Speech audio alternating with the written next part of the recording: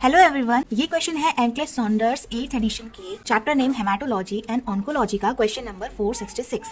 The community health nurse is instructing a group of young female clients. मतलब एक community health nurse है जो young female के group को इंस्ट्रक्शंस दे रहा है about breast self examination. The nurse should instruct the clients to perform the examination at which time. तो नर्स इन क्लाइंट्स को ये एग्जामिनेशन करने के लिए किस टाइम में करने की सलाह देगी। तो जो ब्रेस्ट सेल्फ एग्जामिनेशन होता है वो इसलिए किया जाता है ताकि अर्ली डिटेक्शन हो सके ब्रेस्ट कैंसर का। अगर हम एक सिंपल सा क्वेश्चन पूछें कि ब्रेस्ट के अंदर कार्सिनोमा मोस्ट कॉमनली किस एरिया में होता है, तो आपका आंसर होना चाहिए कि जो ब्रेस्ट का अपर आउटर क्वाड्रेंट होता है, जिसको हम एक्सिलरी क्वाड्रेंट भी कह सकते हैं, वहीं पर सबसे ज्यादा ब्रेस्ट कार्सिनोमा मोस्ट कॉमनली होता है। यदि ये हम बात कर रहे हैं बीएससी की, अगर हम ब्रेस्ट को 4 भागों में बांट दें तो इसका जो अपर क्वाड्रेंट होगा उस एरिया में सबसे ज्यादा ब्रेस्ट कैंसर होते हैं, जिसको हम लोग एक्सिलरी एरिया भी कहते हैं। इसको चाहे आप अपर क्वाड्रेंट कहें, लैटरल साइड कहें या फिर एक्सिलरी एरिया कहें,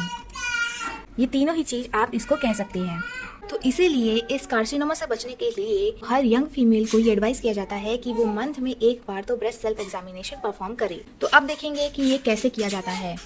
तो बीएससी करने के लिए हमको अपने 3 फिंगर का यूज करना है, index finger, middle finger and ring finger. Opposite hand होना चाहिए और सर्कुलर मोशन में फील करना है कि कहीं पे कोई लंप वगैरह, कोई ट्यूमर वगैरह का फॉर्मेशन तो नहीं है। और अगर कुछ भी फील हुआ तो एज सून एज पॉसिबल हमको एक गायनेकोलॉजिस्ट से कंसल्ट करना है। तो बीएससी कब किया जाता है, तो ये मंथली परफॉर्म होना चाहिए, सर्कुलर मोशन में किया जाता है। इसको करने के लिए use 2nd, 3rd and 4th finger pad का यूज किया जाता है।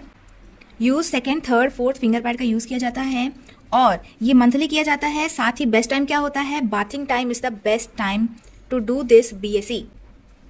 तो अब क्वेश्चन में हमसे यही पूछा गया था कि किस टाइम में इस बीएससी को परफॉर्म करना चाहिए। तो ऑप्शन में है at the onset of menstruation, 2 है एवरी मंथ ड्यूरिंग ओव्यूलेशन, 3 है weekly at the same time of day, 4 है 1 वीक आफ्टर मेंस्ट्रुएशंस बिगिन। तो अब इन ऑप्शंस में हमको बाथिंग टाइम तो कहीं नहीं दिया है, तो अब हमको क्या समझना पड़ेगा, मेंस्ट्रुअल साइकिल समझनी पड़ेगी। तो अब आपको याद रखना है कि जब हम लोग मेंस्ट्रुअल साइकिल पढ़ते हैं तो उसमें 1 से 5 डे तक तो मेंस्ट्रुएशन डे होता है और उसके बाद 10 डेज और 14 डे पर हम लोग ओव्यूलेशन कहते हैं।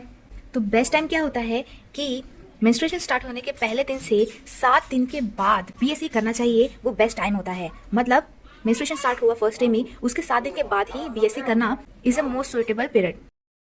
सो 4th option is the correct answer of this question. So अब हम एनक्लेक्स का आंसर भी देखेंगे कि एनक्लेक्स की बुक में इसका क्या आंसर दिया गया है। आप इसको रीड कर सकते हैं। पूरी बुक की थ्योरी प्लस एमसीक्यू का एक्सप्लेनेशन पाने के लिए हिंदी में अच्छे तरीके से आप हमारे चैनल को सब्सक्राइब कर लीजिए।